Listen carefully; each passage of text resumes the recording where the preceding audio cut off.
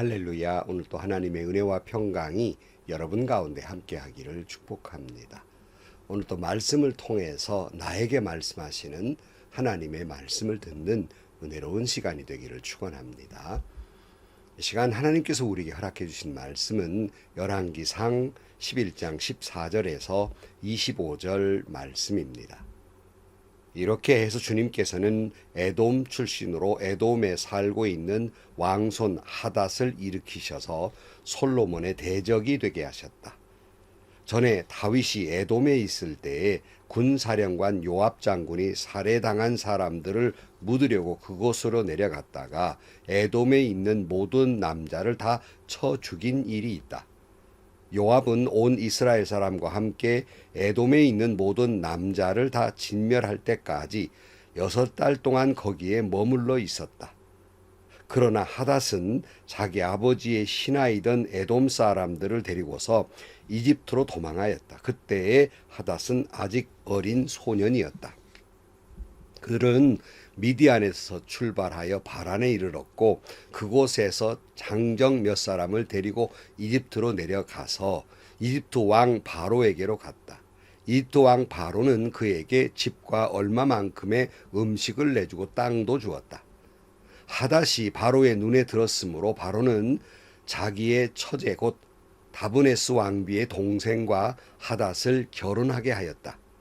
다브네스의 동생은 아들 그누밧을 낳았는데 다브네스는 그를 바로의 궁 안에서 양육하였으므로 그누밧은 바로의 궁에서 바로의 아들들과 함께 자랐다. 그 뒤에 하닷은 다윗과 군사령관 요압 장군이 죽었다는 것을 이집트에서 듣고서 고향 땅으로 돌아가게 허락해 달라고 바로에게 요청하였다. 그러자 바로는 그에게 나와 함께 있는 것이 무엇이 부족해서 그렇게도 고국으로 가려고만 하오 하고 하면서 말렸다. 그러나 하닷은 부족한 것은 아무것도 없지만 보내달라고 간청하였다. 하나님께서는 솔로몬의 또 다른 대적자로서 엘리야다의 아들 르손을 일으키셨다. 그는 자기가 섬기던 소바 왕 하닷 에셀에게서 도망한 사람이다.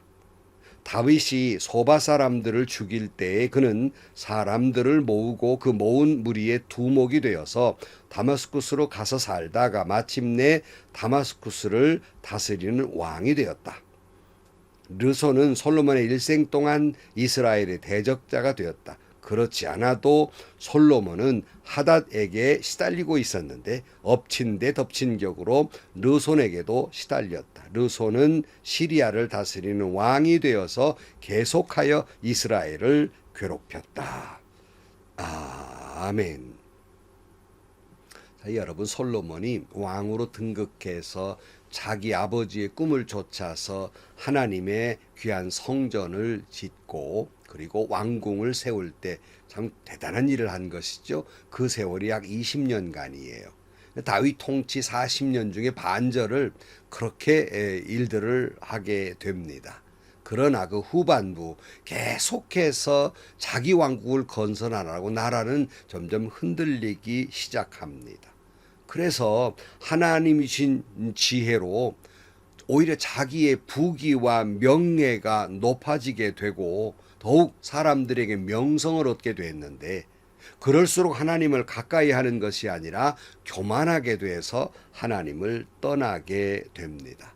그토록 하나님께서 내 아버지 다윗처럼 살으라고 당부하고 또 당부했지만 이 솔로몬은 자기 아버지처럼 하나님의 나라를 이루려고 하는 것이 아니라 자신의 왕국을 세워가고 있었던 것입니다.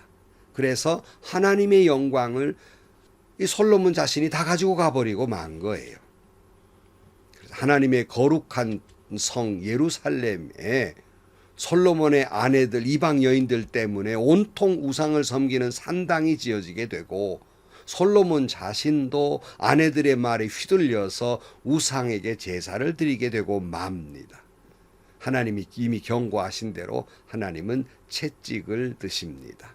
물론 그 아버지 다윗 왕과의 약속이 있기 때문에 솔로몬 때에는 참았지만 그 후에 그 아들 때에서 둘로 나누겠다고 말씀하시게 됩니다.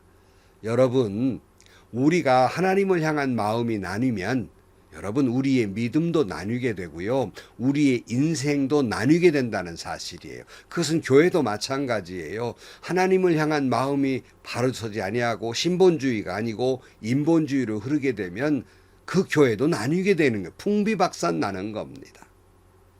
하나님이 채찍을 들으셨는데 도구로 두 사람을 등극시킵니다. 그 중에 한 사람은 에돔 사람 하닷입니다. 그가 누군가 하니 오늘 14절 말씀에 보면 이렇게 해서 주님께서는 에돔 출신으로 에돔에 살고 있는 왕손 하닷을 일으키셔서 솔로몬의 대적이 되게 하셨다. 전에 다윗이 에돔에 있을 때 군사령관 요압 장군이 살해당한 사람들을 묻으려고 그곳으로 내려갔다가 에돔에 있는 모든 남자를 다 쳐 죽인 일이 있다. 요압은 온 이스라엘 사람과 함께 에돔에 있는 모든 남자를 다 진멸할 때까지 6달 동안 거기에 머물러 있었다. 그러나 하닷은 자기 아버지의 신하였던 에돔 사람들을 데리고서 이집트로 도망하였다. 그때 하닷은 아직 어린 소년이었다. 하닷이 에돔의 왕자입니다. 그가 어린 시절에 요압 장군이 쫓아와가 에돔 사람 남자를 다 죽인 거예요. 겨우겨우 아버지의 신하들과 함께 이집트로 망명하게 됩니다. 이집트 왕이 그를 보고 귀하게 여겨서 그에게 삶의 터전을 만들어주고 왕비의 동생을 그 아내로 주면서 그저 편안하게 살고 있었어요. 근데 어느 날 자기의 원수였던 다윗이 죽었다는 소식과 요압 장군도 죽었다는 소식을 듣고 드디어 원수를 갚을 때가 됐다. 예전에는 다윗도 요압 장군도 무서워서 근접을 못했는데 드디어 원수를 갚게 되었다고 생각하고 에돔으로 돌아가서 계속 솔로몬을 괴롭힌 거예요. 또 한 사람 등장하는데 그 사람이 르손입니다. 오늘 23절이에요. 하나님께서는 솔로몬의 또 다른 대적자로서 엘리아다의 아들 르손을 일으키셨다. 그는 자기가 섬겼던 소바 왕 하닷 에셀에게서 도망한 사람이다.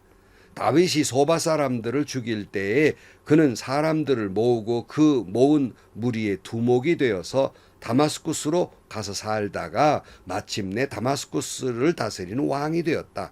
르손은 솔로몬의 일생 동안에 이스라엘을 대적자가 되었다. 그렇지 않아도 솔로몬은 하닷에게 시달리고 있었는데 엎친 데 덮친 격으로 르손에게도 시달렸다. 르손은 시리아를 다스리는 왕이 되어서 계속하여 이스라엘을 괴롭혔다. 르손 역시도 솔로몬 일생 동안 이스라엘의 대적자가 됩니다. 이렇게 해서 하나님은 남쪽은 에돔의 하닷과 북쪽의 아람의 르손을 준비해서 하나님의 심판의 도구, 징계의 도구로 사용하시게 됩니다. 성도 여러분, 하나님이 주신 솔로몬의 지혜는 하나님과 함께 할 때 세상에서 가장 지혜로운 자가 될 수 있었습니다. 그러나 솔로몬이 교만하게 돼서 자신의 왕국을 건설하고 부귀와 영화와 명예에 취하고 1,000명의 아내들과 향락에 취해서 우상에게 제사함으로 말미암아서 세상에 가장 지혜로운 왕이었던 솔로몬이 세상에 가장 어리석은 사람이 되고 만 것입니다. 다시 말씀드리지만 솔로몬이 하나님을 향한 마음이 나뉘게 되자 하나님은 그 솔로몬의 왕국을 나누어서 산산조각 내버리고 맙니다. 자신의 지혜가 하나님께로부터 왔다는 사실을 망각한 채 자기가 훌륭한 줄로 알고 하나님을 멀리하고 교만하다가 비극을 당하게 되는 거예요. 성도 여러분, 오늘 나의 나 된 것은 하나님의 은혜인데 내가 목사가 된 것도 장로가 된 것도 믿음의 신앙이 된 것도 하나님의 은혜인데 내가 훌륭해서 목사되고 내 믿음이 좋아서 장로되고 인기 많아서 투표해서 무슨 직분자가 되고 그랬다고 생각하면 그건 결국 나뉘게 되고 그 믿음도 그 인생도 산산조각 나뉘게 된다는 사실을 경고로 들어야 합니다. 오늘 한국교회가 하나님의 은혜를 망각한 채 자신들이 훌륭해서 믿음이 좋아서 한국교회가 된 줄로 착각한다면 솔로몬의 최후를 닮아가게 될 것입니다. 오늘 유럽교회의 그 늙은 모습을 우리 한국교회도 미래에 닮아가게 될 것입니다. 이건 엄한 경고입니다.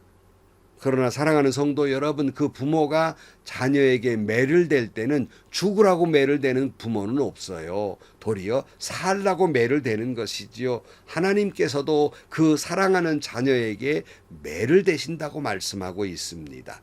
잠언 3장 12절 말씀에 주님은 당신이 사랑하시는 사람을 꾸짖으시니 마치 귀여워하는 아들을 꾸짖는 아버지와 같으시다 그랬고, 히브리 12장 6절 말씀에 주님께서는 사랑하시는 사람을 징계하시고 받아들이시는 아들마다 채찍질 하신다. 징계를 받을 때 참아내십시오. 하나님께서는 자녀에게 대하시듯이 여러분에게 대하십니다. 아버지가 징계하지 않는 자녀가 어디 있겠습니까? 모든 자녀가 받은 징계를 여러분이 받지 않는다고 하면 여러분은 사생아이이지 참자녀가 아닙니다. 우리가 육신의 아버지도 훈육자로 모시고 공경하거든 하물며 영들을 아버지께 복종하고 살아야 한다는 것은 더욱더 당연한 일이 아니겠습니까? 육신의 아버지는 잠시 동안 자기들의 생각대로 우리를 징계하였지만 하나님께서는 우리를 자기의 거룩하심에 참여하게 하시려고 우리에게 유익이 되도록 징계하십니다. 여러분, 때로 하나님이 이처럼 이스라엘도 저와 여러분에게도 채찍질하는 것은 죽으라고 채찍질하는 것이 아니라 유익하도록 매를 대시는 것이에요. 그러므로 우리는 오히려 매를 맞을 때에 오히려 기뻐해야 됩니다. 하나님이 나를 살리려고 나에게 매를 대시니 하나님의 자녀 삼아 주었으니 이래도 버리지 아니하고 돌아오라고 말씀하시니 우리는 도리어 그 징계 속에서 하나님께로 돌아가는 유익이 되고 은총이 되고 축복이 되고 은혜가 되어야 하는 것입니다. 그런데 여러분, 그렇게 매 맞기 전에 우리가 먼저 우리의 마음을, 주님을 향한 마음을, 믿음을 지켜서 하나님께 영광을 돌리기를 축복합니다. 요한계시록에서 에베소의 교회에 말한 것처럼 요한계시록 2장 4절 말씀에 그러나 너에게 나무랄 것이 있다. 그것은 내가 처음 사랑을 버린 것이다. 우리 자신이나 우리가 섬기는 교회나 한국교회가 혹 처음 사랑을 버리지 않았는가를 되돌아보면서 징계받기 전에 첫사랑을 회복하고 그리고 다시 한번 하나님께 영광을 돌리고 오직 주님만을 향하는 신본주의의 한국교회가 되고 여러분과 여러분 교회와 여러분 가정이 되시기를 주의 이름으로 간절히 축복합니다. 기도하시겠습니다. 솔로몬이 하나님 주신 지혜가 하나님을 향한 믿음을 지켰을 때 세상의 가장 위대한 지혜가 되었지만 하나님을 떠나는 순간 가장 어리석은 왕이 되었음을 기억합니다. 저희들도 행여나 솔로몬처럼 혹여 하나님의 채찍을 맞는 어리석은 자들이 되지 않게 하시고 오히려 이 솔로몬의 그 경고의 말씀과 에베소 교회를 향한 경고의 말씀을 한국교회와 우리 자신이 듣고 우리가 처음 사랑을 회복하고 다시 한번 하나님을 향한 믿음을 굳게 지켜서 더욱이 하나님께 크게 영광을 돌리고 우리는 큰 축복과 은혜를 받는 저희들이 되게 하여 주옵소서. 예수님의 이름으로 기도하옵나이다. 아멘. 성도 여러분, 우리가 매 맞기 전에 한국교회는 다시 한번 우리 스스로를 되돌아보면서 그저 평안하다 한국교회 잘 되고 있다 그런 소리 말아라 그렇게 생각하지 마시고 엄중히 위기는 사실이고요. 경고는 이미 들리고 있습니다. 다시 한번 한국교회 전체가 회개하고 하나님께로 돌아오는 그런 역사가 있고 자꾸 한국교회가 바리새적 신앙화되고 자꾸 한국교회가 저저 엉뚱한 데 신경을 쓰고 있는 이 마당에 하나님께 올바로 서서 하나님을 향한 마음을 지키고 더 큰 은혜, 더 큰 축복에 살아가는 저와 여러분 한국교회가 되기를 주의 이름으로 축원합니다. 행복하시고요. 좋은 일이 가득한 하루가 되시기를 주님의 이름으로 간절히 축원합니다.